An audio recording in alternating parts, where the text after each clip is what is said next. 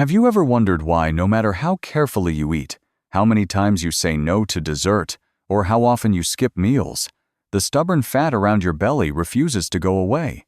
Or why your energy disappears by mid-morning, leaving you foggy, irritable, and desperate for another cup of coffee just to feel human again? I need to tell you something that most doctors don't say out loud, but I see it every day in my patients. It's not your fault. The real culprit might be something quietly sabotaging your health from the inside: insulin resistance. And the good news is, you're not powerless. There is a quiet but powerful shift you can make in your routine that starts reversing this condition in a matter of weeks. For decades, we've been told that carbohydrates are our friends, the base of a healthy diet. But what most people don't realize is that the kind of carbs we eat today are nothing like what our grandparents consumed. White bread, sugary cereals, pasta from a box, these aren't nourishment. They're blood sugar grenades. Every time you eat them, your blood sugar spikes, and your body scrambles to release insulin to bring it back down.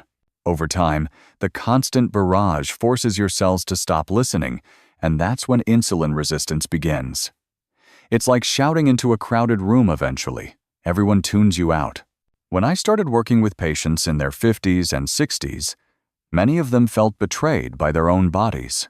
They were doing what they thought was right: eating low-fat, avoiding meat, drinking orange juice in the morning, and yet their weight crept up, their energy dropped, and their doctors started talking about prediabetes. But something remarkable happened when we simply lowered their intake of refined carbs. Within a few short weeks, their bodies began responding again. Their energy returned, their blood sugar stabilized, their minds cleared. They felt like themselves again, or maybe even better than they remembered. Now, let me be clear, this isn't about cutting out all carbs or going on a punishing diet. I would never ask you to give up every comfort food you love. What I am saying is this: when you swap refined, fast-burning carbs for slow, whole ones, like replacing white rice with cauliflower rice, or choosing a hearty lentil stew instead of a bread-heavy sandwich, you give your body the space to heal. You stop the sugar roller coaster. Your insulin can finally rest, and your cells can breathe again. Science backs this up. Studies published in journals like the American Journal of Clinical Nutrition have shown that reducing high glycemic foods improves insulin sensitivity even without weight loss. That's how powerful food can be. I've seen men in their 70s lose belly fat they carried for decades, and women in their 50s regain mental clarity they thought was gone forever, all because they gave their bodies a break from the constant sugar spike. So, if you've been feeling like your body is broken or your willpower isn't strong enough, let me offer a different truth. Maybe your body isn't the problem. Maybe it's been fighting to protect you all along, overwhelmed by the foods it was never designed to handle. And maybe, just maybe, by cutting back on those refined carbs, you're not giving something up. You're finally giving yourself back. After years of working with people who feel trapped in their own metabolism, I've learned that sometimes the most powerful changes are the ones that seem almost too simple to be true. Let me share one of those with you, something that takes less than 10 seconds a day, costs next to nothing, and yet can dramatically shift how your body handles sugar. Apple cider vinegar.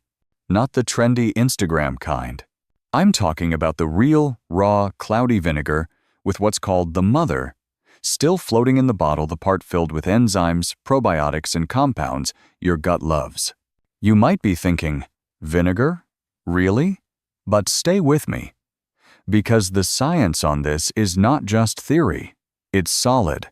Studies from respected institutions like Arizona State University have shown that taking apple cider vinegar before meals, especially those that contain carbohydrates, can significantly improve insulin sensitivity. It slows the rate at which food leaves your stomach, so sugar enters your bloodstream more gradually. That means your body doesn't need to flood itself with insulin all at once. It creates a smoother ride instead of a roller coaster, and your pancreas breathes a little easier.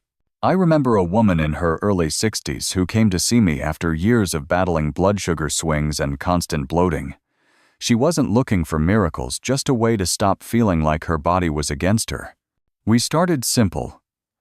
Just 1 tablespoon of apple cider vinegar in a glass of water before her 2 largest meals. Within 2 weeks, she felt lighter. Her energy was steadier.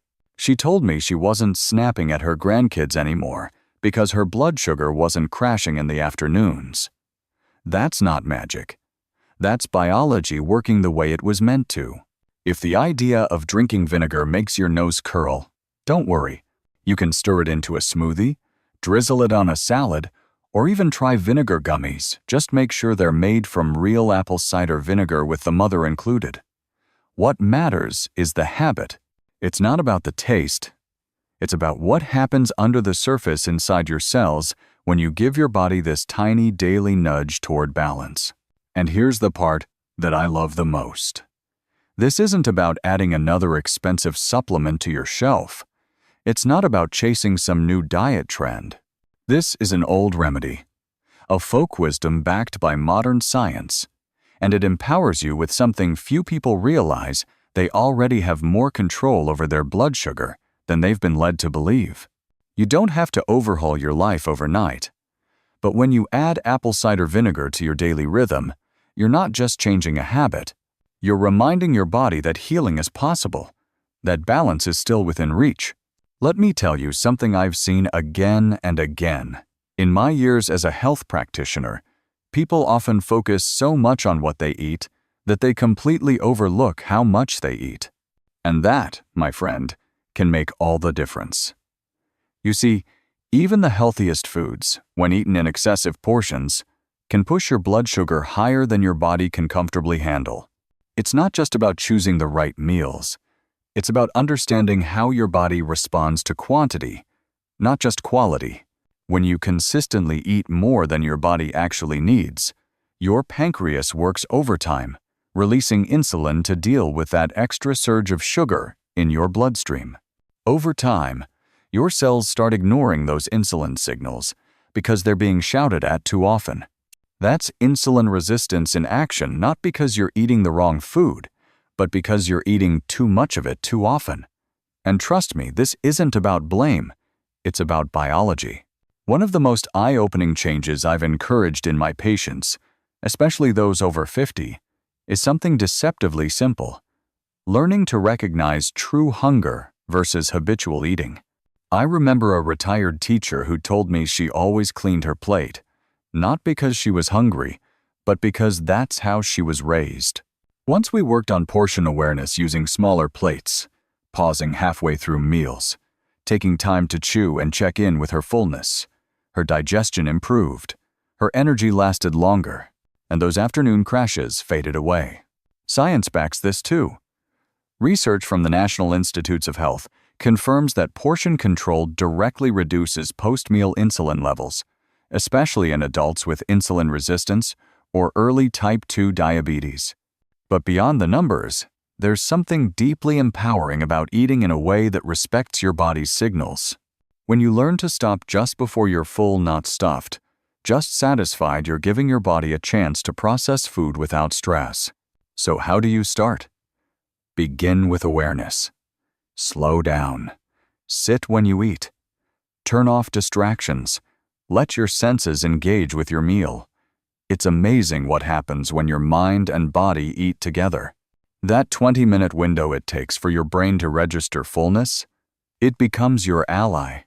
You'll notice you need less to feel good. You'll feel more in control. And best of all, you'll begin to trust your body again. This isn't about eating less out of guilt or fear. It's about eating in alignment with what your body truly needs. And when you do that, your insulin levels start to calm, your metabolism becomes more efficient, and food becomes a tool for healing, not a source of stress or confusion. I've watched people take back their health with this one shift alone. It might sound small, but it unlocks something big. There's something almost invisible that's been controlling your body from the inside, and chances are you've been feeding it every single day without even realizing. I'm talking about sugar. Not just the obvious desserts or candy, but the hidden sugars tucked away in breakfast cereals, flavored yogurts, salad dressings, and even so-called healthy granola bars. It's everywhere, and it's quietly wrecking your metabolism. Let me be honest with you. Sugar isn't just empty calories. It's a trigger, a biological switch that turns your body into a chaos machine. When you eat sugar, your blood sugar spikes like a firework, and your body scrambles to release insulin to bring it down. Then comes the crash, that hollow, shaky feeling that makes you crave even more sugar to feel okay again. It's not your fault. It's a cycle designed to keep you hooked. I had a patient, a former nurse in her late 50s, who thought she had a willpower problem. She would start the day with a sugary coffee drink, then crash by mid-morning, then reach for a muffin or soda just to get through her shift. She thought she was weak. But when we began eliminating just one sugary habit at a time, starting with that morning drink, her cravings dropped, her mood stabilized, and within weeks, she felt like she had climbed out of a fog. It wasn't about discipline. It was about chemistry. Now, let me explain the science. Repeated sugar spikes followed by insulin surges lead to what researchers call metabolic overload. Your cells stop responding to insulin, your fat stores increase, and your hunger signals become distorted. You're not just dealing with food, you're dealing with a rewired brain and a tired pancreas. But here's the beautiful part. Your body is not broken, it's adaptive, and it can recover. Start small. Switch from soda to sparkling water with lemon. Trade that mid-morning sweet snack for a handful of almonds or a boiled egg. Read labels. You'll be shocked at how many items hide sugar under names like corn syrup, cane juice, or maltodextrin. Every time you make a swap, you reduce the roller coaster, and your insulin levels begin to level out. I've seen people cry tears of relief when they realize they're not lazy or unmotivated. They're simply caught in a sugar-driven loop that can be broken. And once you take the wheel back, you rediscover something that was there all along: clarity, energy, and peace. You start burning fat instead of storing it. You wake up feeling steady, not starved. And most importantly, you stop being afraid of food. You don't have to be perfect. You just have to be aware. And with every small choice, your body begins to heal. That's not just hope. That's human physiology reclaiming its balance. Now, let me tell you about something that has changed more lives in my practice than any pill ever could. And yet, it doesn't come in a bottle or require a prescription. It's movement. Simple, consistent, mindful, physical activity. And I'm not talking about running marathons or sweating through brutal workouts. I'm talking about reclaiming your body through motion: gentle, powerful, life-affirming motion. The truth is, our muscles are designed to burn sugar, but when we sit all day, they fall asleep, and the sugar in our blood has nowhere to go. That's when insulin has to step in, flooding your system again and again just to do what movement was supposed to do in the first place. But here's the hope: when you start moving, even just a little, your muscles wake back up. They start pulling glucose out of your bloodstream like thirsty sponges, and suddenly, insulin doesn't have to work so hard. One of my patients, a grandfather in his 70s, hadn't exercised in over 30 years. He believed it was too late. But we started small. 10 minutes walking around his block after dinner. Nothing fancy, no gym, just steps. Within 2 weeks, his fasting blood sugar had dropped. Within a month, he said he felt lighter, not just in his body, but in his spirit. That's what movement does. It doesn't just change your numbers, it changes your relationship with your own body. Science confirms it. The American Diabetes Association has shown that post-meal walks just 10 to 15 minutes can significantly reduce blood sugar levels, even in people already living with type 2 diabetes. But beyond the science, there's something profoundly human about reconnecting with your body through motion. When you move, you reclaim trust. You shake off the stagnation. You remind yourself that you're not stuck. You're capable. So start wherever you are. A gentle yoga stretch in the morning, a walk with your dog, dancing to your favorite song in the kitchen, playing with your grandkids. Don't underestimate these moments. They are medicine. They are momentum.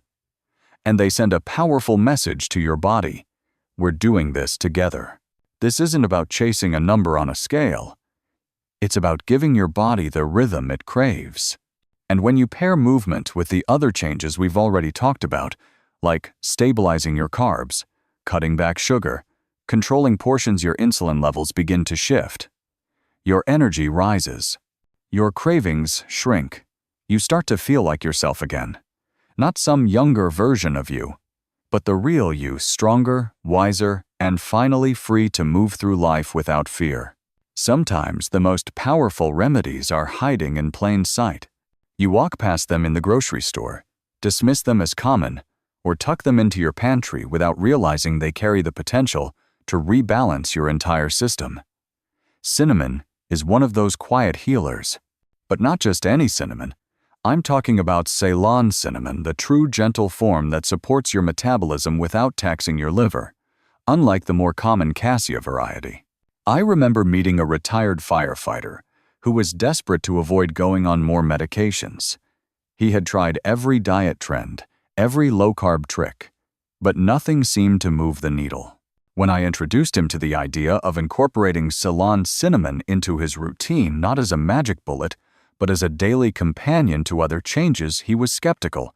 But within a few weeks of adding it to his morning oatmeal and evening tea, his post-meal blood sugar spikes became less dramatic. His cravings calmed. He said it felt like his body had stopped panicking after every meal. Ceylon cinnamon works in two powerful ways. First, it slows the rate at which your stomach empties after eating, which means the sugars in your food enter your bloodstream more gradually. Second, and even more importantly, it improves your cell's response to insulin. That's the game changer. It's like turning up the volume on a whisper that your body had been ignoring. Suddenly, insulin starts to work again, not because you forced it, but because you supported it. And yes, science is on our side. Peer-reviewed studies published in journals like Diabetes Care have shown that daily cinnamon supplementation, especially Ceylon, can reduce fasting blood sugar, improve insulin sensitivity, and even lower cholesterol in people with metabolic syndrome. This isn't herbal folklore. This is food as medicine, validated and real. You don't need to take a lot. A half to 1 teaspoon a day is enough. Sprinkle it on your breakfast, stir it into yogurt, add it to your smoothie, and if your schedule is tight or you're traveling, high-quality supplements made with verified Ceylon cinnamon can be a helpful alternative. Just read the label carefully. This is your health, and your body deserves the purest form of support. There's something empowering about these small, intentional choices. They remind you that your healing doesn't have to be dramatic to be effective. That something as simple as a pinch of cinnamon can be part of your comeback story. When layered on top of movement, mindful eating, and carb awareness, cinnamon becomes more than a spice. It becomes a signal to your body, to your cells, to your spirit, that balance is not a distant dream. It's a daily choice, made one quiet sprinkle at a time. For years, carbohydrates have been cast as the villain in every diet book and late-night health commercial. People are taught to fear them, avoid them, cut them out completely. But the truth is far more nuanced. Carbs are not the enemy. In fact, when you choose the right kind, they can become your ally in healing insulin resistance. The problem isn't carbohydrates themselves. It's the kind we've been conditioned to consume, and the way we've disconnected from their natural form. I want you to imagine this. Two people sit down to eat a bowl of food. One has white rice drenched in sugary sauce.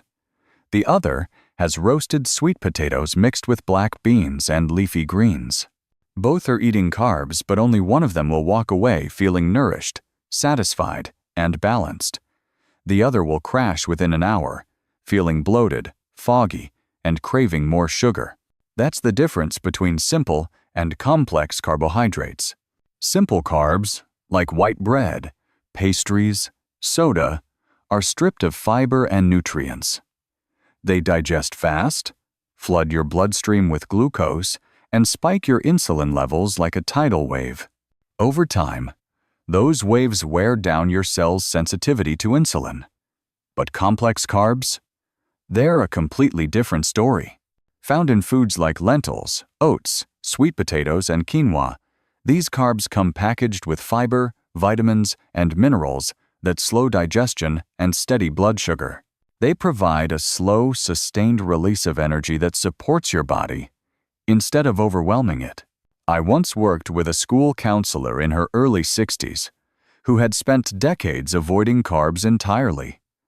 She was tired, anxious, and hungry all the time, living on protein bars and caffeine.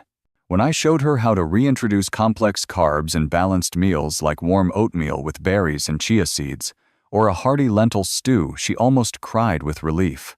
She told me she had forgotten what it felt like to be truly full, to feel energy that lasted beyond the next hour. Within a month, her blood sugar had stabilized, her digestion improved, and she no longer feared food. This isn't just about comfort. It's about chemistry. Complex carbs feed your microbiome, reduce inflammation, and help regulate hormones tied to hunger and metabolism. They give your body the nutrients it needs to support insulin sensitivity at the cellular level. Studies from the Harvard School of Public Health consistently show that diets rich in whole grains and legumes are linked to lower risk of type 2 diabetes, even in high-risk populations. The key is not to eliminate carbs, but to understand them. To choose carbs that come from the earth, not from a factory. To eat in a way that respects your metabolism instead of shocking it. When you do that, you move from fear into freedom. You stop battling food and start partnering with it. And every balanced plate becomes a step toward healing not just your blood sugar, but your entire relationship with nourishment.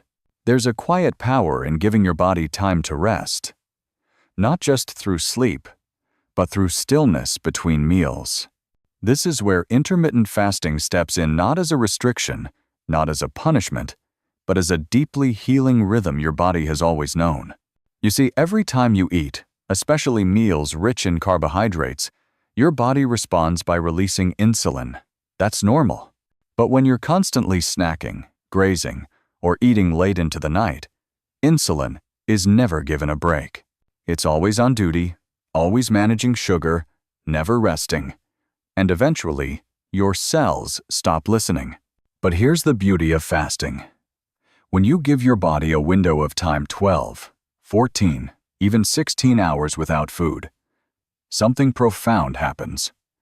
Insulin levels drop. Your body stops storing and starts repairing. It begins to tap into fat for fuel, balances your hormones, and resets the signals that tell you when you're truly hungry versus emotionally triggered. It's not starvation, it's recovery. It's the reset button your metabolism has been begging for. I once worked with a retired military veteran in his mid-60s who had been battling prediabetes for nearly a decade. He hated the idea of dieting and didn't trust fads, but he was open to trying a simple 12-hour eating window, finishing dinner by 7 in the evening, and not eating again until 7 the next morning. Within 3 weeks, his fasting glucose dropped. His cravings disappeared. He told me with a mix of shock and gratitude that for the first time in years, he felt in control. Not by doing more, but by doing less. The research is compelling. Studies published in the New England Journal of Medicine have shown that intermittent fasting improves insulin sensitivity, reduces inflammation, supports brain function, and even promotes cellular repair through a process called autophagy. That's the body's way of cleaning up damaged cells and renewing itself from the inside out. What I love most about fasting is its simplicity. You don't need special products, subscriptions, or exotic foods. Just time, just trust, just a gentle return to how humans have eaten for generations, periods of nourishment, followed by periods of rest. It's how our bodies were designed to function long before drive-thrus and snack drawers existed. Start slow. Maybe it's 12 hours at first. Maybe it's skipping that late-night snack and letting your body sleep without interruption. The point isn't how long you fast. It's that you begin, that you give your system the chance to breathe, reset, and remember how to function without constant fuel. Healing doesn't always look like effort. Sometimes it looks like space. And in that space, your body remembers how to heal itself. Most people think of fiber as something you take for digestion or to keep things regular. But if that's all you think it does, you're missing one of the most powerful tools we have for resetting blood sugar, calming insulin, and taming cravings that feel like they own you. I'm talking specifically about soluble fiber, the kind that turns into a soft, gel-like substance in your gut and quietly transforms the way your body absorbs food. I had a patient in her early 70s who was struggling with constant hunger. No matter what she ate, she never felt full. She was frustrated, exhausted, and felt like her body was betraying her. When we looked closer, I noticed her meals were low in fiber, especially soluble fiber. We made one simple change. She started adding chia seeds to her smoothies, eating more lentils, and snacking on apples with the skin on. That alone helped her feel satisfied for hours. Her cravings dropped, her blood sugar stabilized, and within a month, she was smiling again, not because she'd lost weight, but because she'd finally regained peace with food. Here's what makes soluble fiber so special. First, it slows down digestion, which means sugar is absorbed more gradually into your bloodstream. That leads to smaller, more manageable insulin responses instead of massive spikes that leave you drained. Second, fiber helps you feel full longer, which naturally reduces the need to snack or overeat. And third, it feeds your gut microbiome, those friendly bacteria that directly influence inflammation, metabolism, and yes, even insulin sensitivity. Scientific studies from respected institutions like Stanford and the Mayo Clinic have confirmed the connection between fiber intake and improved metabolic health. People who consume higher levels of soluble fiber consistently show lower fasting glucose, reduced insulin resistance, and better long-term weight control. But beyond the numbers, fiber gives you something even more valuable: freedom from the constant mental tug-of-war with food. And here's the best part. It's easy. You don't need fancy powders or supplements. You can find soluble fiber in everyday foods like oats, beans, flax seeds, Brussels sprouts, and avocados. Add a spoon of chia to your yogurt. Toss black beans into your salad. Enjoy a warm bowl of lentil soup. These aren't diet foods. They're healing foods. Comforting, satisfying, grounding. When people begin adding fiber with intention, they're often shocked at how quickly things change. They don't feel ravenous between meals. They don't crash in the afternoon. They stop fighting their body and start working with it. That's when the healing truly begins, not with deprivation, but with nourishment. Not by eating less, but by eating smarter. Sometimes healing doesn't come in the form of something new. Sometimes it's been quietly waiting in nature all along, just needing someone to notice. That's how I feel about green tea and white mulberry, two ancient plants that modern science is finally beginning to respect for what they truly are: powerful allies in the fight against insulin resistance. Let's start with green tea. For centuries, cultures around the world have turned to it for clarity, calm, and longevity. But what many don't realize is that green tea contains a specific compound, EGCG, that has a remarkable ability to improve how your body uses insulin. I once had a gentleman in his late 50s who refused to drink water unless it had flavor. We swapped out his sugary sports drinks for unsweetened iced green tea with lemon.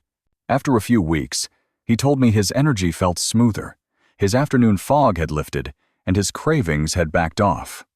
That's not magic. That's cellular recalibration in action. White mulberry, on the other hand, is less well known but equally powerful. This humble leaf contains a compound called DNJ, short for a much longer scientific name that slows the breakdown of carbohydrates into sugar in your digestive tract. In simple terms, it buys your body time.